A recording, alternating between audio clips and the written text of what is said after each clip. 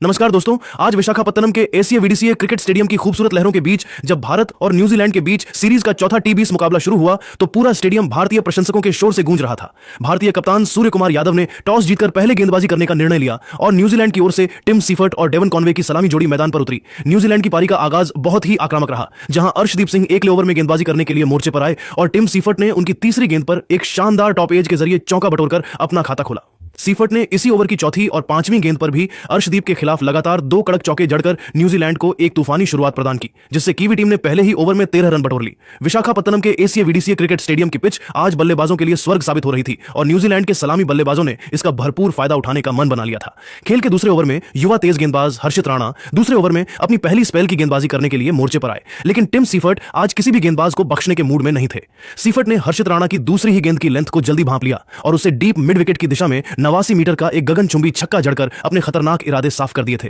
हर्षित राणा ने वापसी की कोशिश की, लेकिन इसी ओवर की अंतिम गेंद पर सीफर्ट ने अपनी ताकत का मुजाहिरा पेश करते हुए एक और कड़क चौका लगाया, जिससे न्यूजीलैंड के रनों की गति 7वें आसमान पर पहुंच गई और स्टेडियम में सन्नाटा छा गया। पारी के चौथे ओवर में हर्षित राणा दोबारा अपना गेंदबाजी कोटा जारी रखने के लिए वापस आए, लेकिन कीवी बल्लेबाजों का प्रलय जारी रहा। टिम सीफर्ट ने ओवर की शुरुआती 2 गेंदों पर अपनी आक्रामकता को चरम पर पहुंचाते हुए एक प्रलयकारी छक्का और फिर एक कड़क चौका जड़कर न्यूजीलैंड का स्कोरबोर्ड महज 4 ओवरों के भीतर ही 50 रनों के जादुई आंकड़े के पार पहुंचा दिया। इसी ओवर की 5वीं गेंद पर डेवन कॉनवे ने भी अपने हाथ खोले और हर्षित राणा की गेंद पर कवर ड्राइव के जरिए अपना पहला शानदार चौका जड़ा, जिससे भारतीय खेमे में चिंता की लकीरें साफ नजर आने लगी थीं। कप्तान सूर्य कुमार यादव ने रनों की इस रफ्तार को थामने के लिए दुनिया के नंबर 1 तेज गेंदबाज जसप्रीत बुमराह को याद किया, जहां जसप्रीत बुमराह 5वें ओवर में गेंदबाजी करने के लिए पहली बार मोर्चे पर आए। आमतौर पर बल्लेबाज बुमराह के खिलाफ रक्षात्मक रुख अपनाते हैं, लेकिन टिम सीफर्ट ने आज निडर क्रिकेट खेलने की कसम खाई थी और उन्होंने बुमराह की तीसरी ही गेंद पर एक सीधा और गगनचुंबी छक्का जड़कर विशाखापत्तनम के दर्शकों के साथ साथ भारतीय कप्तान को भी सन्न कर दिया। पावर प्ले का अंतिम ओवर डालने के लिए लेग स्पिनर रवि बिश्नोई चहटें ओवर में पहली बार गेंदबाजी करने के लिए आए और डेवन कॉनवे ने उनका स्वागत बहुत ही बेरहमी से किया। कॉनवे ने बिश्नोई की दूसरी और 5वीं गेंद पर 2 दर्शनीय चौके जड़े और फिर ओवर की अंतिम गेंद पर अपने घुटने टेककर एक विशाल छक्का जड़ दिया, जिससे न्यूजीलैंड के पावर प्ले का स्कोर 0 विकेट के नुकसान पर 71 रनों के एक अत्यंत विशाल स्कोर तक पहुंच गया। पारी के 8वें ओवर में रवि बिश्नोई 8वें ओवर में अपना दूसरा स्पेल लेकर दोबारा गेंदबाजी करने के लिए मोर्चे पर वापस आए, जहां टिम सीफर्ट ने उनकी पहली ही गेंद पर एक फुर्तीला सिंगल चुराकर मात्र 25 गेंदों पर अपना एक ऐतिहासिक अर्धशतक पूरा किया। सीफर्ट की इस आतिशी पारी ने न्यूजीलैंड को एक बहुत ही मजबूत और अभेद्य स्थिति में ला खड़ा किया था, क्योंकि उनके बल्ले से निकलने वाला हर शॉट भारतीय प्रशंसकों के दिलों की धड़कनें बढ़ा रहा था। हालांकि न्यूजीलैंड की इस आक्रामक शुरुआत के बाद भारतीय स्पिनरों ने अपनी रणनीति बदली और मैच में वापसी का बिगुल फूंकते हुए कीवी बल्लेबाजों को अपनी फिरकी के जाल में फंसाने की तैयारी शुरू कर दी थी। न्यूजीलैंड का पहला विकेट 9वें ओवर में गिरा, जब कुलदीप यादव 9वें ओवर में अपनी जादुई फिरकी लेकर गेंदबाजी करने के लिए आए और उन्होंने अपनी दूसरी ही गेंद पर न्यूजीलैंड की 100 रनों की साझेदारी को तोड़ दिया। कुलदीप ने डेवन कॉनवे को अपनी फ्लाइटेड गेंद पर फंसाया, जिससे डेवन कॉनवे हवाई शॉट खेलने के प्रयास में 23 गेंदों पर 44 रन बनाकर आउट हो गए। उनकी इस प्रलयकारी पारी में 4 चौके और 3 छक्के शामिल हैं। कॉनवे के आउट होने के बाद युवा रचिन रविंद्र क्रीज पर आए, लेकिन उनका संघर्ष ज्यादा देर तक नहीं टिक सका। पारी के 10वें ओवर में दुनिया के नंबर 1 तेज गेंदबाज जसप्रीत बुमराह 10वें ओवर में दोबारा गेंदबाजी करने के लिए मोर्चे पर आए और उन्होंने अपनी पहली ही जादुई गेंद पर न्यूजीलैंड को दूसरा बड़ा झटका दे दिया। बुमराह ने एक सटीक स्लोअर बैक ऑफ लेंथ गेंद फेंकी, जिस पर रचिन रविंद्र पूरी तरह से चकमा खा गए, जिससे रचिन रविंद्र गेंद को फ्लिक करने के प्रयास में 4 गेंदों पर 2 रन बनाकर बुमराह को कैच थमाकर आउट हो गए। इस विकेट के बाद ग्लेन फिलिप्स क्रीज पर आए और उन्होंने बुमराह की दूसरी गेंद पर एक कड़क चौका जड़कर अपना खाता खोला। 10 ओवरों के खेल की समाप्ति के बाद न्यूजीलैंड की टीम 2 विकेट के नुकसान पर 108 रनों के विशाल स्कोर तक पहुंच चुकी थी, जहां टिम सीफर्ट 30 गेंदों पर 56 रन पर नाबाद रहकर न्यूजीलैंड की पारी को आगे बढ़ा रहे थे और उनके साथ ग्लेन फिलिप्स 3 गेंदों पर 5 रन पर नाबाद क्रीज पर डटे हुए थे। विशाखापत्तनम के एसीए वीडीसीए क्रिकेट स्टेडियम की जादुई दूधिया रोशनी के नीचे न्यूजीलैंड की टीम एक समय रनों का पहाड़ खड्डिधा करती हुई और मैच पर अपनी पकड़ डीडीएच बेहद मजबूत बनाए हुए नजर आ रही थी। न्यूजीलैंड के सलामी बल्लेबाजों ने भारतीय गेंदबाजों के आत्मविश्वास को हिलाकर रख दिया था, लेकिन 10वें ओवर की समाप्ति के बाद भारतीय स्पिनरों और तेज गेंदबाजों ने अपनी रणनीति में बदलाव करते हुए इस महामुकाबले का पासा पलटना शुरू कर दिया। खेल के 11वें ओवर में भारत के उभरते हुए लेग स्पिनर रवि बिश्नोई 11वें ओवर में अपनी जादुई फिरकी और तेज गति वाली लेग ब्रेक लेकर गेंदबाजी करने के लिए मोर्चे पर आए, जहां उनका सामना न्यूजीलैंड के सबसे विस्फोटक बल्लेबाज ग्लेन फिलिप्स से हुआ। ग्लेन फिलिप्स ने आते ही रवि बिश्नोई की गेंदों पर प्रलयकारी प्रहार करना शुरू किया और ओवर की दूसरी तथा चौथी गेंद पर कलाइयों के जादुई इस्तेमाल से 2 शानदार और कड़क चौके जड़कर न्यूजीलैंड की रनों की रफ्तार को कम नहीं होने दिया। इसी ओवर के दौरान न्यूजीलैंड का स्कोर तेजी से आगे बढ़ रहा था और ऐसा लग रहा था कि वे आज 200 रनों के आंकड़े को आसानी से पार कर लेंगे, लेकिन भारतीय कप्तान सूर्य कुमार यादव ने चतुराई दिखाते हुए 12वें ओवर में गेंदबाजी आक्रमण में एक निर्णायक बदलाव किया। कप्तान ने गेंद बाएं हाथ के तेज गेंदबाज अर्शदीप सिंह को थमाई,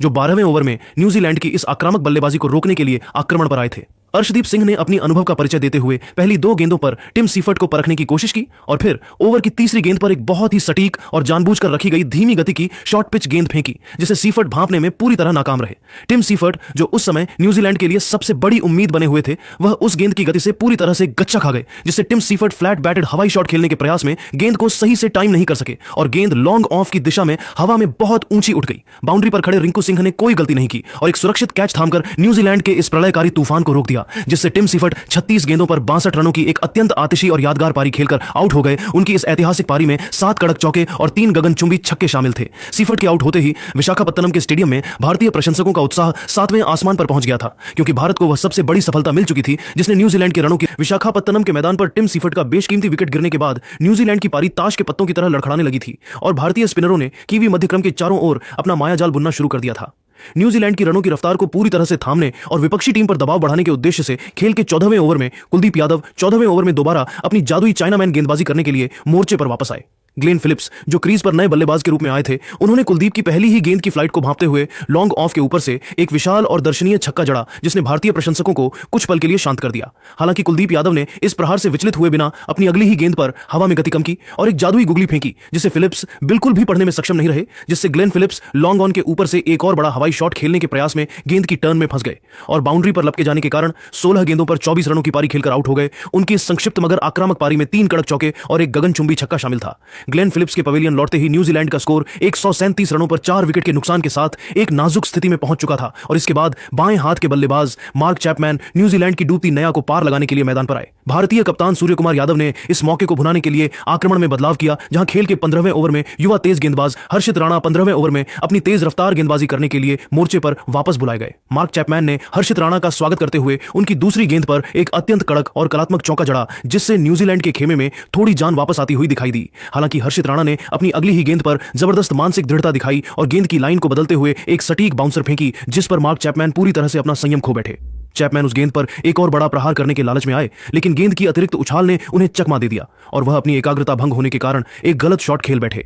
विशाखापत्तनम के दर्शकों का शोर अब 7वें आसमान पर था, क्योंकि भारतीय गेंदबाज न्यूजीलैंड के हर बल्लेबाज को अपनी रणनीतियों में फंसा रहे थे और न्यूजीलैंड की टीम अब 200 रनों के आंकड़े से काफी दूर नजर आ रही थी।